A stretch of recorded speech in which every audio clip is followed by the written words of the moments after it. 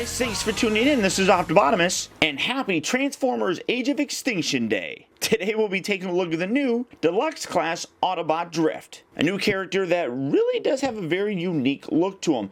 Many times in the past, people have complained about the previous live-action movie characters having too alien and robotic of looks, I guess. And as you can see, this one does not have that at all. Now, some have speculated that that face that he has might be a mask, but either way, to me, it's very weird looking. I'm not in the boat where they need to look humanoid. I was perfectly happy with them looking alien. That just looks too smooth and rounded and not, I guess, robotic. I don't know. I really am against that look. Now, hopefully I like the character in the actual film, that it doesn't make me pay much attention to that look anymore, but that's weird. Now, as you can see, he's got a really nice car mode, specifically the Bugatti Veyron. You got his robot mode. He comes with a couple extra swords and daggers. Come around here to the back. You got, obviously, his Bugatti mode, his robot mode, and it says, Autobot Drift used to fight for the Decepticons. Now he wields his swords against them, alongside the heroic Autobots. I'm really curious to see how that turns out in the movie. And I love how he does have a bit of a samurai look to him. Something about the guy really does give me a Beast Wars Dinobot sort of character feel. Now, only time will tell, but the way that they describe it, that he used to be a Decepticon, now he's an Autobot, kind of goes along with that. As you can see, you also do have the Dinobot Strafe, as well as Slash. That's currently a part of this wave. Transforms in 16 steps. It's an authentic Transformer. You got the really nice packaging. It is part of the Generations line, so it is designed for 8 and older. But beyond that, that's about it for the packaging on this guy. So without further ado, let's get him open and see how cool he actually is. Alright guys, so here we have Drift open up and out of its packaging, and I absolutely love the way that this car mode looks. The car mode just in general, the real life car is a really sharp looking car. It's also one of the fastest cars on the planet, if not the fastest, but they have done a terrific job replicating how this looks and giving it a terrific paint job. You got a very nice darkish blue color here, and then some metallic light blue around the sides going around the top. You see it carries around the very recognizable Bugatti front. You do have the little tiny symbol there where the Bugatti logo would go. It doesn't say Bugatti, but you know exactly what that's meant to be. You got some nice silver paint here on the headlights. The only thing that's really lacking would probably be some paint detail here in this section. Probably would look good if it was given a black paint or something like that, but you got the taillights here that are also nicely painted. I mean, this is a gorgeous looking car. You come around to the bottom, you see that his weapons do store. He comes with a total of 2 long swords and then 2 short ones. You got the longer ones here in the bottom, and then you can kind of see, well, maybe it can't. Right inside there, you can actually see in person the smaller daggers. Really very sharp, rolls very nicely. For a size comparison, here he is, and here you have him next to Crosshairs. Now, as you can see, they are, well, Crosshairs is a little bit longer of a car, but still very nice. And you can really see that a lot of the nice paint details seem to win in the Drift as opposed to Crosshairs here. Now, this is the first, well, I guess technically there's a couple other ones before, but in terms of like the quick change ones, but this is the first kind of Generations figure, that figure of Drift that we've gotten. We will be getting another one that is a repaint of Skyhammer, the Voyager class helicopter, and it'll have a new head sculpt on here.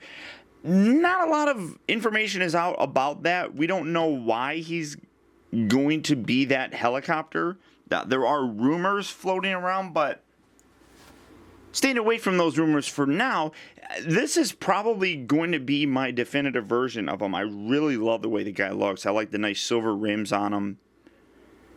Everything on here just comes together beautifully. I'm really quite impressed with how this guy looks. Now, first transformation, it's actually, again, fairly easy to do, but it's involved enough that I actually really like it. First, come around here to the bottom. I'm going to take these swords out. As you can see, they are just kind of goldish color swords. Very simple, nothing too spectacular with them. Set those off to the side. Take these upside down. Take this section here. You got the doors. Fold this all the way up and around, covering the front wheel, just like so. Then you can take these arms, kind of angle these out, just kind of pull them away, and you can see that they extend out just a little. Come around here to the top section, loosen this up if it wasn't already loose. A lot of times when you detach all this, it kind of loosens up anyhow. Then come around here, take this, gonna rotate this around, take these little swords, we'll spin this around, kind of angle this. You got these swords, you need to take these out. We'll store those here, and like I said, the swords are different sizes. You got the smaller ones, you got the longer ones here, so you do got a lot of weapons with them. Kind of keep these arms out just like that. Take this section, you have to angle this whole section here. You have to bring this little piece up just like that, and that's going to peg into his back. Take this front car section, you're going to tuck this up and under just like so. Take this front section here, bring this down. What I found is really weird is he's got a number 33 or 3B printed right on there. I don't know what that's for, but that's weird. Fold that down, and you can bring up his head just like so. When you do that, you're going to have a little tab right there that this section right here is going to tab into. So just angle this, give that a nice little push right there, and you got that securely locked into place. Get the arms out of the way, split them right there, come around here to this, rotate this section back, then take this, fold this down like so. Do that on this side as well. Fold that back, fold this down, take these feet, fold these out just like that, straighten everything out, kind of stretch out his legs a little bit. Everything is very nicely ratcheted on here, which is really interesting. But getting that all squared away, there you have Drift in his robot mode. And much like his vehicle mode, the robot mode for Drift looks absolutely terrific. Now, there is one weird thing that I've noticed about him. It seems that while both of his legs move forward and stuff independently, they also seem to move forward together. I mean, I don't get it. It's separate. It's together. I don't understand it, but I'm not complaining too much. It's just a very weird situation. But this guy, though, really looks impressive. Now, to complete his look, back here you have some holes that you just take these weapons. They're not the same holes. Well, they are the same holes, but you have to rearrange them when you're putting them back and forth into his various vehicle modes and robot modes. And then take this, and then you got some holes here on the inside. These are the holes that normally hold his small swords. So just getting those in there like that, and then putting that back in place, you can create that weird sort of that bladed look that he has in the actual film. And I mean, that is so wickedly cool. I love it. Now, zooming in to take a look at his face, as I said, it does have that very humanoid look to it, but it also does sort of look like it's a mask. I mean, you can kind of see around the back, has a very samurai helmet kind of look to it, but I don't know how I really feel about that. If that's the way his face really is in the film, I guess I'm going to have to get used to it. But I just really don't dig that aesthetic, I guess. Really cool sculpt, though. I think they nailed it perfectly. I mean, you can even see all the various line details and everything like that, and you got his little goatee down there. I mean, it looks terrific. I'm just not a fan of how it looks on screen anyhow, so that kind of is weird for me. But the rest of the guy is so well done that it's like, I don't even care, honestly. I really don't. They have ratchet joints all over this thing. So moving forward and back here at the shoulder, it's just a swivel. But when you move in and out, actually, oh, that's not even a ratchet. That's weird. It kind of looks like it's supposed to be a ratchet. But I also don't understand why these kind of separate. It's kind of pointless unless you want to make it look like they're coming out more or something like that. And that's not really all that in there very good. So, I mean, it's definitely a unique look for him. He does have, as you can hear, nice ratchet joints at the elbow. He also rotates at the elbow. The wrists here move in and out, which you get some nice posability when he's holding his swords. I really dig that. Does he rotate at the waist? I don't see any part where you could rotate him. No, he doesn't rotate at the waist. Nice ratchet joints moving in and out, but again, they move forward and back, and they both move, which, yeah, it's weird. It rotates at the upper part of the thigh, has nice joints here at the knee, but you don't get too much range of motion with it. I mean, that's about it, unless, well, no, you get that angled up, you can actually get it bending pretty nicely.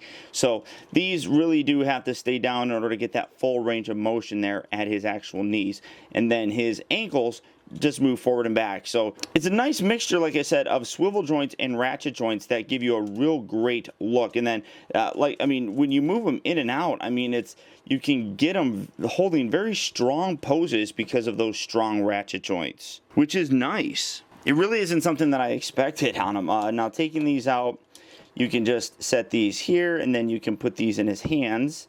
And he's got his little blade weapons, and he's ready to fight the Decepticons, his former allies. And, I mean, it's such a great looking figure. I mean, honestly, this guy is terrific looking. Of all the deluxe figures, both Dinobot and regular Autobot, I'm gonna say that Drift is probably my favorite. Now, for a size comparison, here he is, and here you have him next to Bumblebee, and you can see in terms of a deluxe scale, he scales very nicely, so that obviously works very well. I mean, much like a lot of the new Age of Extinction figures, the scale is a little bit smaller than what we got with previous movie figures, but I think it works very nicely with the existing philosophy that Hasbro has about a little bit smaller of Transformers. So really, really liking this guy. Now, first transformation back, again, the easiest thing to do is remove these little weapons, pull them off, and then, I mean, obviously you can have him hold the little daggers as well. So I'm just going to take those off, set those off to the side just like that, straighten out his head. We're going to bring the feet up, well, take this section, rotate this down, rotate this out, and then rotate that around just like so, getting that flush. Do that on that side as well. Rotate that out, bring this down and around, and then you can bring these together, get that ratchet joint loosened up, and then just tab those two sections together just like so. Take this whole back section, detach this, fold this down along the back of his windshield area. You can rotate this around, just get that out of the way. Take this, fold this back, and then take this section and rotate this all the way back. That'll allow you to bring his head all the way and tuck it into that cavity. Take this, fold this bit out like so, and you can just bring this down, line that up, bring that there, bring this section back. This kind of slots down inside here, line all that stuff up. Bring this, you're going to collapse the shoulders up and in a little bit, and then make sure that you get the hands in this little area right here. You got his giant thigh guards. You want to sort of slot his hands in there, and that's where that pivot here actually comes in handy. You're just going to angle that in there like so. Kind of bend that, angle that up and in, put his hands between there. Take these, fold these out, bring that up, set that right along the side, just tab that in, and kind of, you just are squeezing a lot of bits together at that point in time. Do that on this side as well. Bring this up, lock that in on the side, kind of just squeeze everything to make sure you're getting all the panels lined up and locked in properly. Do that just like that, and here you have Drift, very simply, back in his Bugatti mode. Now, as I said, of all the deluxe figures, both Dinobot and regular Transformer, Drift is my favorite so far. Vehicle mode, I think, looks incredible. A lot of the paint details and everything just look terrific, and they absolutely nailed the likeness. Very, very impressed with how it looks. The transformation, while simple, is still fun to do. I especially love how the doors fold up so that you have access to his hands. That's one thing that I wish some other figures did. So the hands are covered up by an outer panel. I love how they did that. And then his robot mode just looks incredible. My only complaint would be the more human looking face, But that's not a problem with the toy, that's just my personal opinion for the aesthetic that the movie's going for. This guy's great, and without a doubt, I recommend picking him up. Him as well as Strafe and Slash are slowly trickling out into retail. But if you don't want to wait for that, they are available right now at Big Bad Toy Store. So go ahead and click on that link down in the video description. You'll go there and you can pick this guy up and add him to your collection today. But beyond that, that's about it, guys. So once again, I want to thank you for tuning in. This has been Optibotimus. Don't forget that you can keep in touch with me by liking my Facebook page at facebook.com/teambotimus or by following me over on Twitter at twitter.com/optibotimus. Also, I'd encourage you to check out my new website at optibotimusreviews.com, where you can check out all my videos from the previous week, as well as see what I have coming up for future release. And finally, I'd really appreciate it, guys, if you like this review, to please rate, comment, and share this video. And until next time, I'll talk to you later.